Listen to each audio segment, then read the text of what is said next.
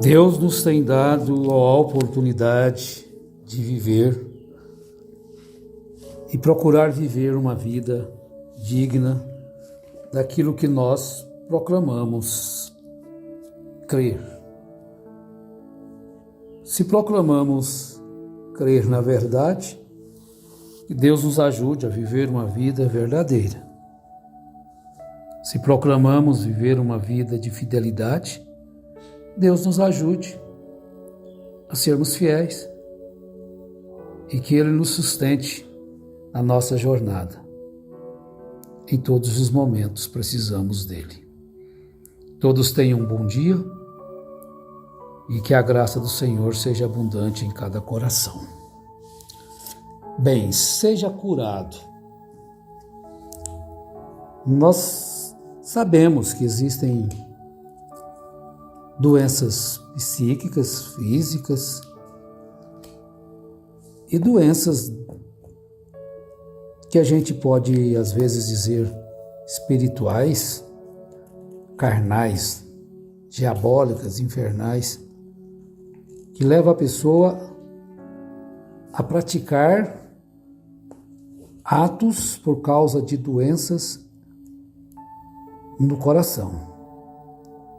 Como, por exemplo, a infidelidade. Ela não é uma doença que pode ser tratada com remédios, medicamentos, mas ela é uma doença. Ela deve ser tratada, a pessoa deve buscar a cura. Espíritos de mentiras, de adultérios, de infidelidade, de roubo, prostituições, frutos da carne, que muitas vezes a pessoa tem que estar sadio na carne para fazer. Então ele também está necessitado de uma cura. Cura do seu interior, do seu âmago, do seu espírito. Nós encontramos as promessas de Deus sobre as curas. Mas não é somente a cura de um câncer, a cura de uma pancreatite. A irmã Maria Eunice estava sofrendo esses dias com pancreatite. Jesus cura pancreatite, também cura dengue, cura febres, não importa qual seja a causa. Ele levanta o abatido, o acamado, o triste. Porque Ele é curador, Ele é libertador.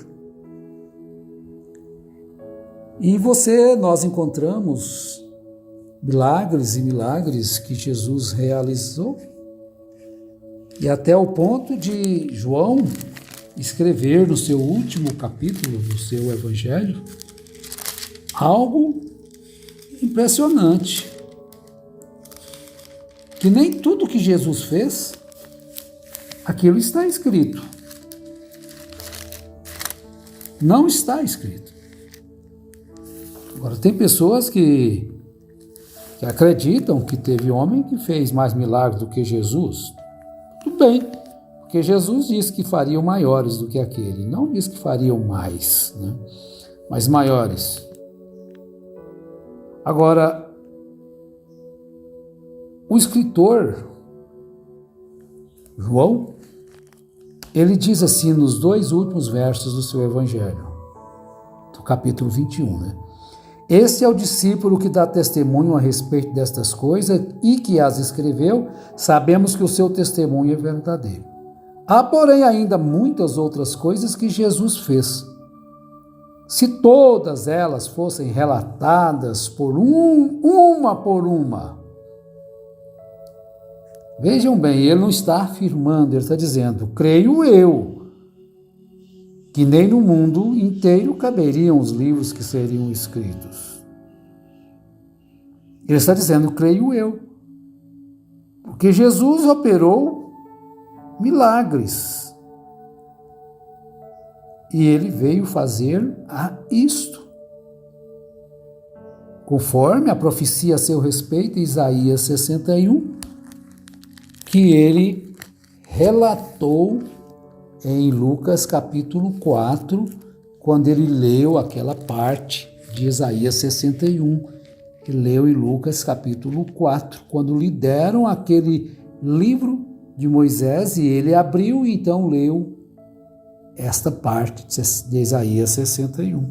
Pelo que o Espírito do Senhor é sobre mim, pelo que me ungiu a pregoar o Evangelho, a anunciar o ano aceitável, a curar os enfermos, a libertar os oprimidos e a anunciar o ano aceitável do Senhor.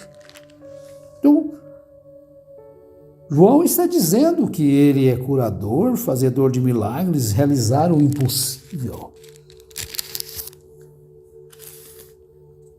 No versículo 40 do livro do Evangelho de Marcos, capítulo 1, aproximou-se dele um leproso, rogando-lhe de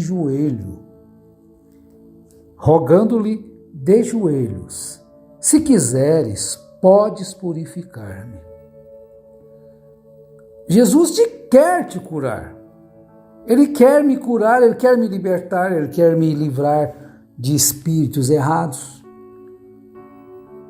E Jesus, então, profundamente compadecido, estendeu a mão, tocou e disse: quero ser limpo. No mesmo instante, lhe desapareceu a lepra e ficou limpo. Então vejam a cura no seu efeito. Quero ser limpo. E Jesus quer curar-nos. Ao aproximarmos-nos dele, ele nos cura, ele nos limpa. E no mesmo instante lhe desapareceu a lepra e ficou limpo. Não é que ele poderia demorar, aquilo foi instantâneo, né? Ele curou uma enfermidade física daquele homem que tinha um símbolo terrível. Não podia entrar na congregação. Ele não podia congregar, não podia cultuar com os demais, por causa daquela lepra. Ele tinha que manter-se distante. Porque a lepra era um significado terrível de pecado.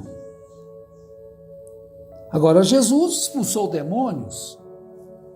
Jesus venceu a força da gravidade, o poder da água. Ele andou sobre o mar.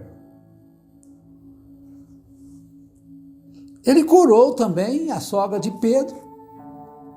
Não fala qual que é a enfermidade que estava causando-lhe a febre.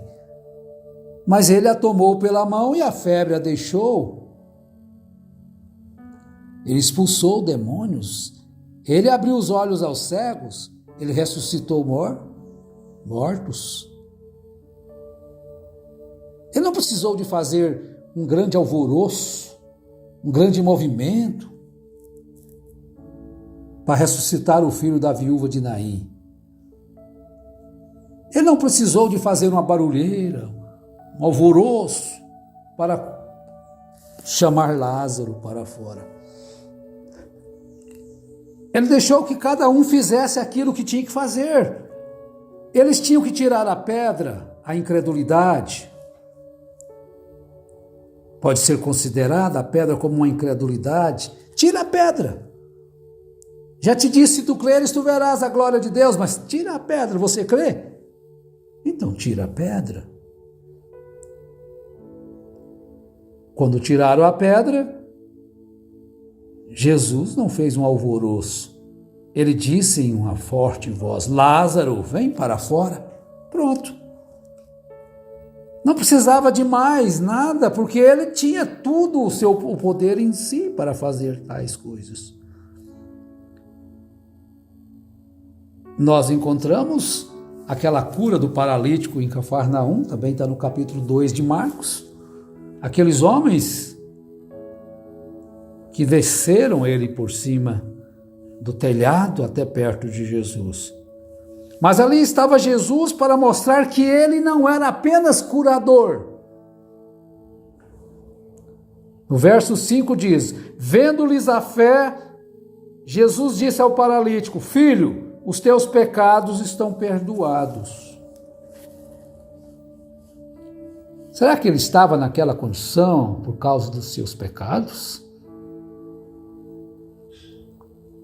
Ou aquilo foi que Jesus disse foi apenas para que aqueles escribas que estavam ali assentados arrazoassem em seus corações?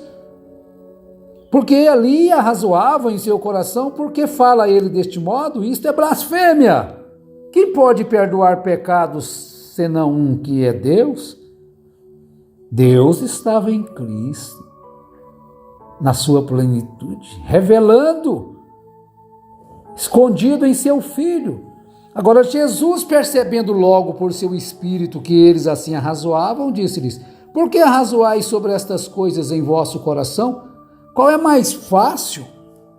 Dizer ao paralítico: estão perdoados os teus pecados? Ou dizer: levanta-te, toma o teu leito e anda?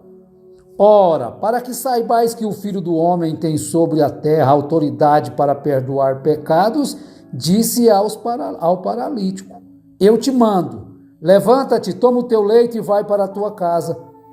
Então ele se levantou e no mesmo instante, tomando o leito, retirou-se à vista de todos. Estão vendo? Então Jesus é curador? É.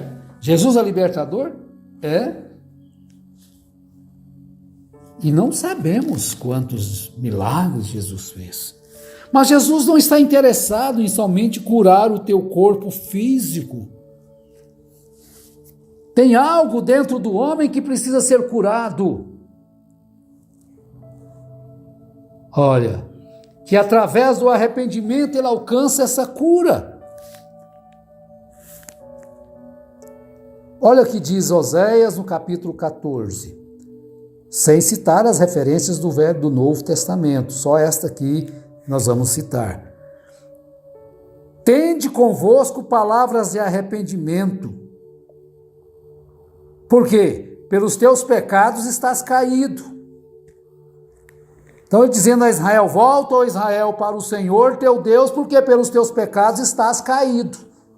Mas vocês têm convosco palavras de arrependimento, palavras de arrependimento. Então tende convosco palavras de arrependimento e convertei-vos ao Senhor e dizei-lhe: perdoa toda iniquidade, aceita o que é bom, e em vez de novilhos, os sacrifícios dos nossos lábios. Olha bem, o sacrifício dos nossos lábios ao invés de novilhos. Lábios verdadeiros, puros, honestos, sinceros. Aí ele procede: a Assíria já não nos salvará. Não iremos montados em cavalos e não mais diremos a obra das nossas mãos, tu és o nosso Deus, por ti o órfão alcançará misericórdia. Curarei a sua infidelidade, eu de mim mesmo os amarei, porque a minha ira se apartou deles. Serei para Israel como orvalho, ele florescerá como lírio e lançará as suas raízes como cedro do Líbano. Então vejam bem, curarei a sua infidelidade. Então a infidelidade é uma enfermidade. A mentira é uma enfermidade. A desonestidade é uma enfermidade. Os frutos da carne é enfermidade. Todos aqueles frutos relatados na carta aos Gálatas. Então tudo isto é enfermidade para que necessita ser curados por Jesus Cristo. E Ele está pronto, disposto a curar-nos de todos os males. Ele está pronto a curar da enfermidade da prostituição, da impureza, da lascívia, da idolatria, da feitiçaria, das inimizades, das porfias, dos ciúmes, das iras, das discórdias, das dissensões, das facções, curar-nos das invejas, das bebedices, das glutonarias e coisas semelhantes a estas. e curar-nos de todos estes males que estão ligadas ao espírito do homem e colocar ali a cura, colocar agora que esse homem, essa mulher, para produzir outro tipo de fruto, produzir amor, alegria, longanimidade, benignidade, bondade, fidelidade, mansidão, domínio próprio. Ele é capaz de fazer isto. Arrependei-vos e convertei-vos, para que sejam apagados os vossos pecados e venha assim o tempo do refrigério. Oh, que coisa maravilhosa deixada a nós em Atos dos Apóstolos. Meus amados irmãos, se deixarmos que Cristo simplesmente tome conta de nós por completo e nós possamos adorá-lo em espírito e em verdade, Ele deixará-nos perfeitos em sua presença. Tirará de nós todas as enfermidades físicas e essas espirituais que são as piores, que maltrata a alma do homem. Porque Jesus disse que é preferível você chegar à glória, à vida eterna, faltando um braço, se ele te causa escândalo, do que ir para o inferno com os 2 braços. Agora, que Deus abençoe a todos os nossos irmãos e irmãs e que Ele te dê a cura física, te dê a cura espiritual e te faça triunfar sobre tudo aquilo que não é do seu agrado. Em nome do Senhor Jesus Cristo. Amém.